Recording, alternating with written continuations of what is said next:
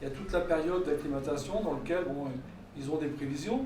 Et puis, si je me plante une fois dans l'acclimatation, ils vont se dire waouh, s'il va se planter le jour où on fait le sommet, ça va pas aller ça.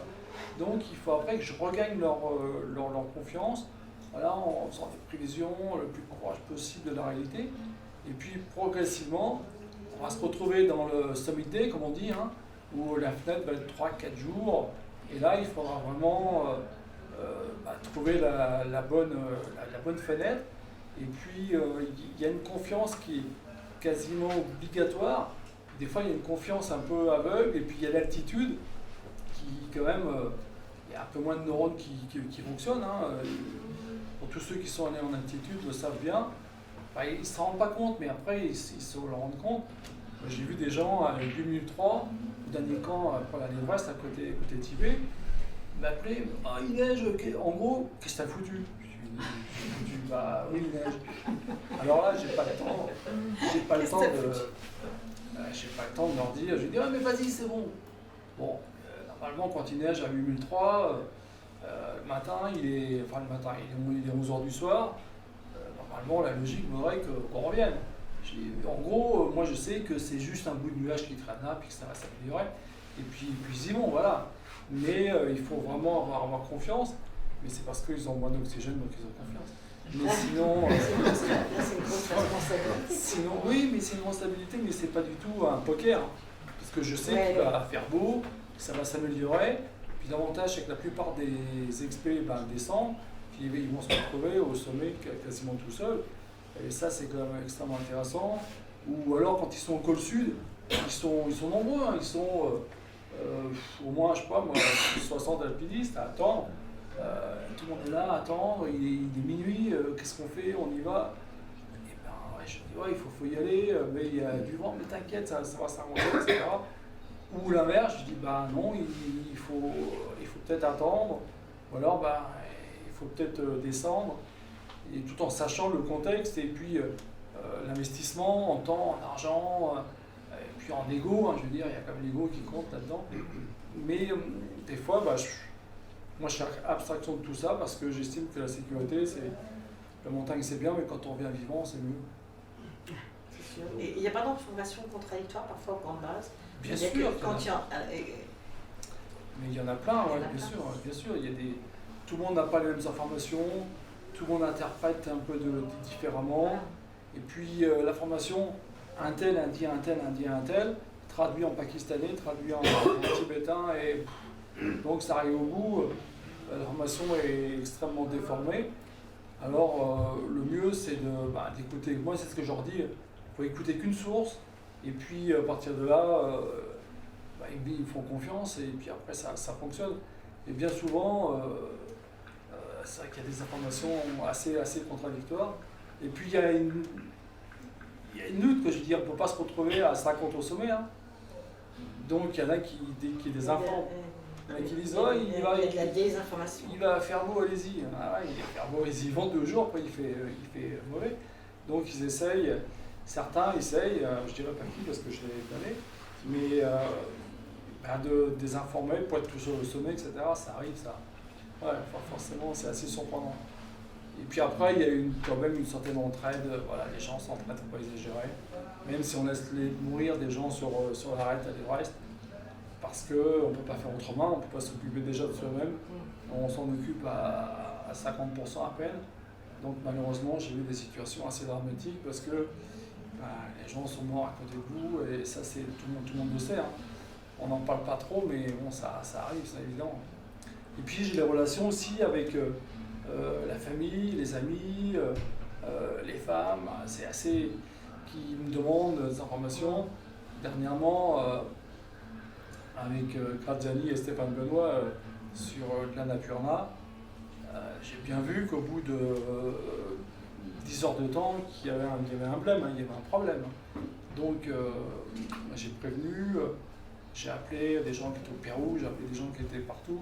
Savoir éventuellement si on pouvait faire une cordée de reconnaissance parce qu'il y avait forcément un problème. Et puis ce qu'a fait Graziani, comme disait un certain Guillaumet, aucune bête au monde ne l'aura fait. Je veux dire, c'est assez extraordinaire. Il le racontera peut-être un jour, mais ce qu'il a fait, c'était incroyable. Mais parce que dans des conditions extrêmement difficiles, bon, ça c'était vraiment, moi j'ai bien vu qu'il y avait quelque chose.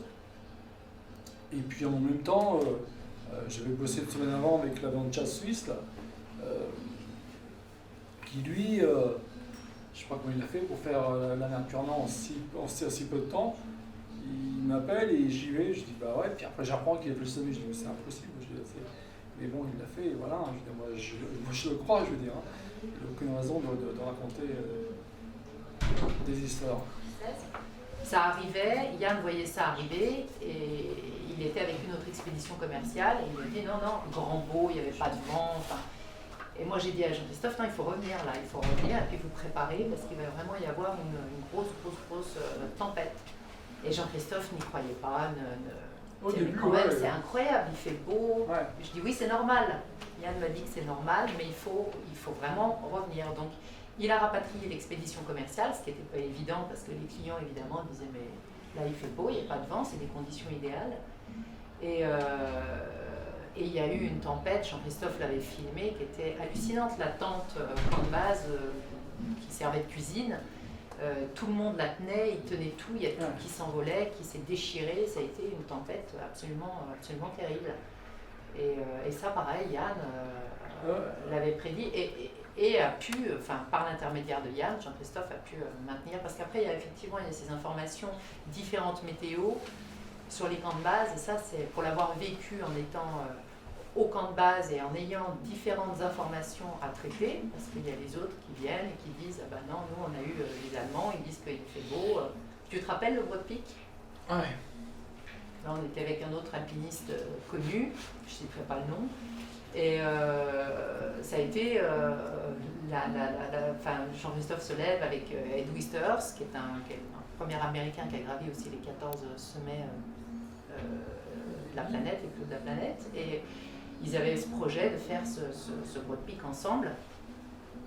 Et tout le monde au camp de base, il y avait deux météos. La météo Diane qui disait c'est bon.